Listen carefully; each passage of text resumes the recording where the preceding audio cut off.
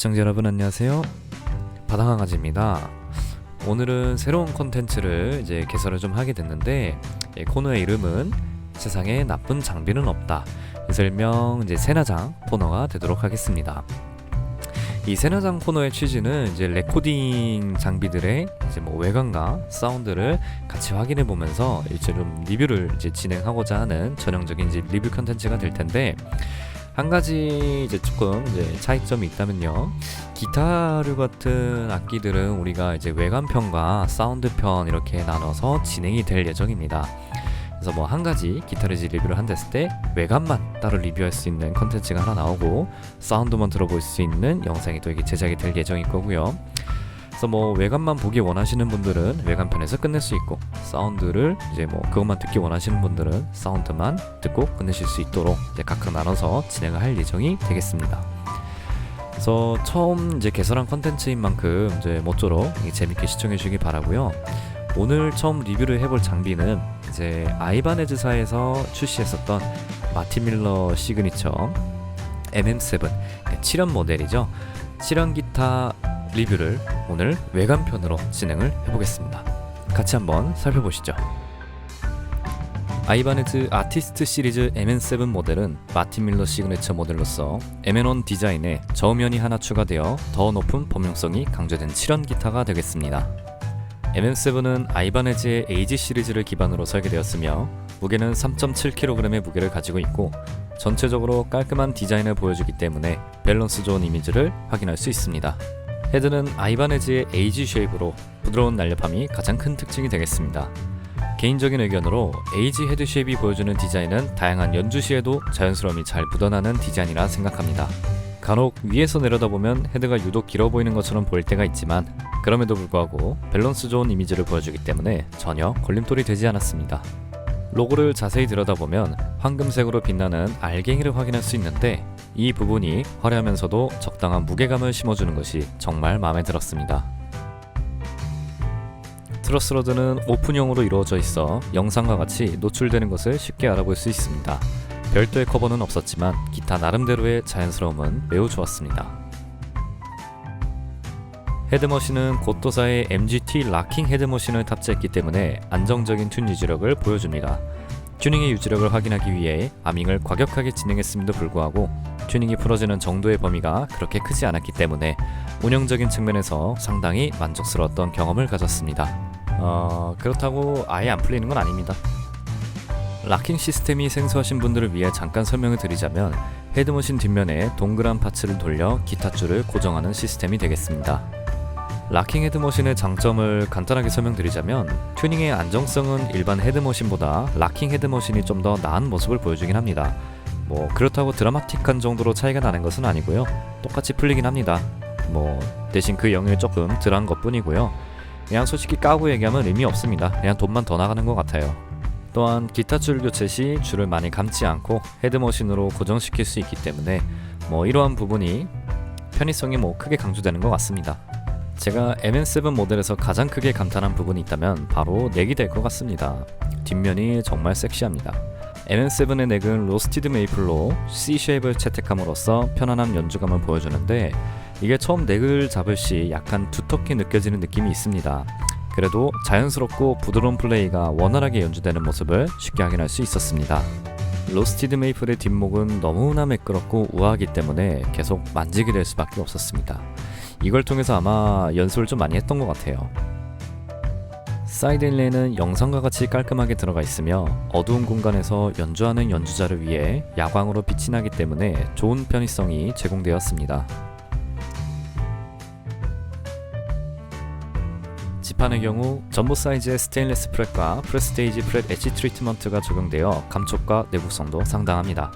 해당 기술은 연주 시 빠른 음각성과 코드를 연주할 때 명확한 음의 전달, 단일 음표를 연주할 때 선명한 음색을 들을 수 있는 것이 가장 큰 특징이 되겠습니다. 하지만 모두 아시죠? 모든 사운드와 명료도는 픽업이 다 해주는 겁니다. 그렇다고 나무가 해주는 게 없다는 것은 아니죠. 전체적으로 연주감이 훌륭한 MN7의 넥은 지금까지 연주했던 기타들 중에서 만족감이 큰 넥 중 하나였습니다. 나름의 이유를 설명드리자면, 제 생일 기념으로 구매한과 동시에 메이플 지판 기타가 또 처음이었기 때문에 그 뽕은 더 심할 수밖에 없었습니다. 깔끔하게 그지없습니다. 그죠? 이게 바로 메이드 인 재팬. MM7의 넥은 볼트온 넥이기 때문에 혹시라도 넥이 작살이 난다면 언제든지 커스텀으로 갈아 끼울 수 있는 장점이 있습니다. 두 번째로 크게 감탄한 부분이 있다면 넥 볼트 라인에 파여있는 저 둥그런 바디 뒷면 라인입니다. 정말 너무 아름다운 곡선으로 이루어져 있기 때문에 형태의 아름다움을 느끼기에 너무 충분했습니다. 자, 다음은 바디입니다.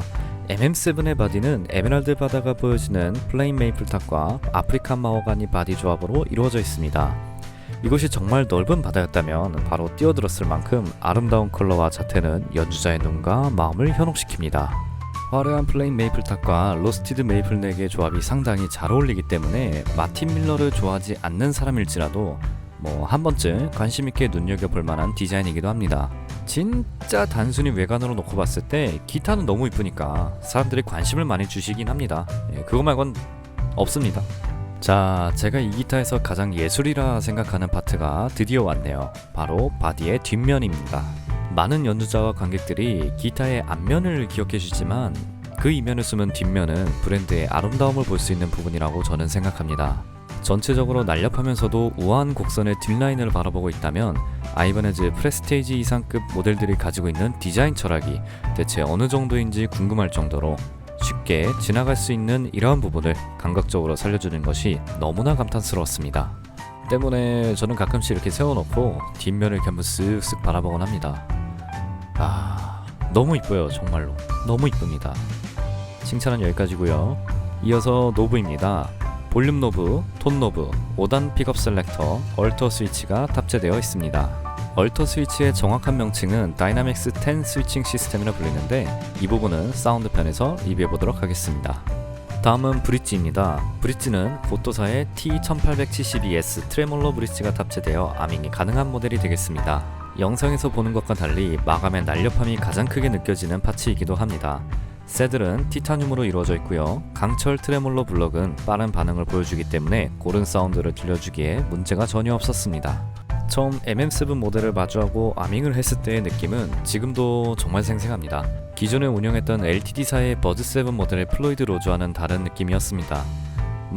사실 브랜드가 명확하게 다른가 동시에 브릿지 구조도 많이 다르죠. 그렇기 때문에 당연한 사실이겠지만 MM7의 아밍 플레이가 저에게 있어서는 조금 더 부드럽고 완만한 느낌을 제공해줬다는 느낌이 강하게 들었습니다. 후면 브릿지 구조는 많은 분들이 알고 계시겠지만 영상과 같이 이루어져 있습니다. 우측에는 기타줄을 넣을 수 있는 구멍들이 있고요. 그라운드, 그리고 텐션을 담당해주는 스프링이 나열되는 것을 볼 수 있습니다. 스프링 하나만 더 있으면 모아 텐션이 될 텐데 이제 다 보여드렸으니까요. 이 백플레이트를 한번 다시 장착을 해보도록 하겠습니다. 원래는 영상처럼 이 검은색 판이 장착이 되어 있고요. 설치를 해볼게요.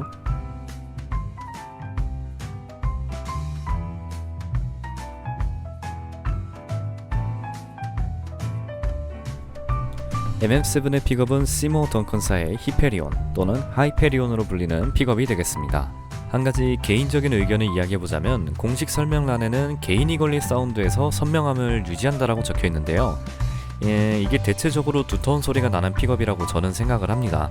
이쁘고 또랑또랑한 음색을 들려주기도 하면서 두터운 면이 있기 때문에 이 부분도 사운드 편에서 확인해보도록 하겠습니다.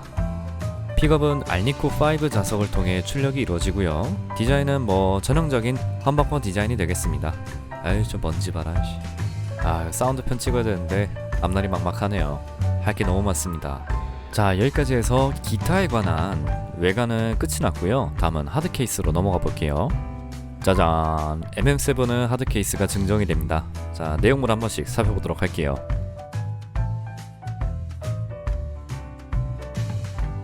우선 여기에 있는 조그만 함을 열면요, 다음과 같은 액세서리들이 나옵니다. 이것도 하나씩 우리가 살펴보도록 할게요. 이거 완전 순정 상태거든요. 자, 첫 번째는 아이바네즈 팀 제이 크래프트 파우치가 들어있고요. 이 안에는 맥가이버 칼이 같이 포함되어 있습니다.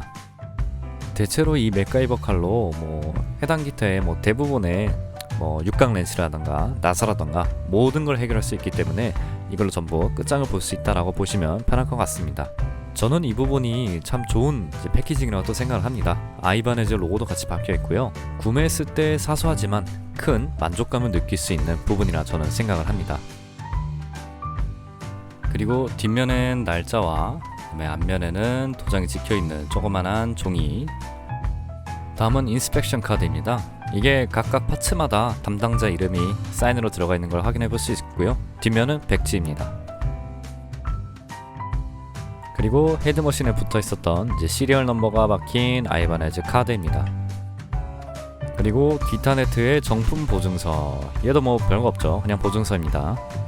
자, 다음은 우리가 전자제품, 그다음에 음향장비, 악기를 샀을 때 반드시 읽어봐야 되는 매뉴얼입니다. 매뉴얼은 여러 나라 언어로 번역이 되는 걸 알 수 있고요. 여기에는 뭐 기타를 이제 셋업하는 방법이나 튜닝하는 법, 이런 부분들이 좀 간단하게 작성되어 있기 때문에 한 번씩 읽어보는 것을 추천드립니다. 자, 이제 볼 거 없으니까 던지죠. 지금까지 MM7의 외관과 하드케이스 내부까지 같이 살펴보았습니다. 마틴 밀러의 시그니처 모델 MM7 기타는 전체적으로 아름답고 빛나는 모습이 가장 큰 특징인 모델이라고 저는 생각합니다. 비록 현재는 해당 모델이 단종된 것으로 소식을 접했지만 그럼에도 불구하고 프레스테이지부터 아이바네즈의 진짜를 알아볼 수 있다는 점에서 큰 만족감을 확인할 수 있었습니다. 전체적으로 부드럽고 편안한 연주를 제공해주는 해당 모델은 아마 많은 연주자들이 연주했을 때도 동일한 느낌을 받을 수 있지 않을까 감히 한번 생각을 해보도록 하겠습니다. 자, 진짜 마지막으로 하드케이스의 마무리부터 천천히 살펴보면서 다음 사운드 편으로 인사를 뵙도록 하겠습니다. MM7의 하드케이스 손잡이는 영상에 보시는 것 같이 플라스틱으로 무료 스티치가 구현이 되어 있습니다. 물론 진짜는 아니고요. 플라스틱이기 때문에 참고만 해주시면 좋을 것 같네요. 케이스 하단과 상부는 아이바네즈 로고가 대문짝만하게 들어가 있고요. 하단부 경첩은 다음과 같이 안정적으로 고정이 되어 있기 때문에 열고 닫는데 전혀 무리가 없음을 우리가 언제나 증명할 수 있었습니다. 자, 여기서 MM7 외관편을 마무리하도록 하겠습니다. 감사합니다.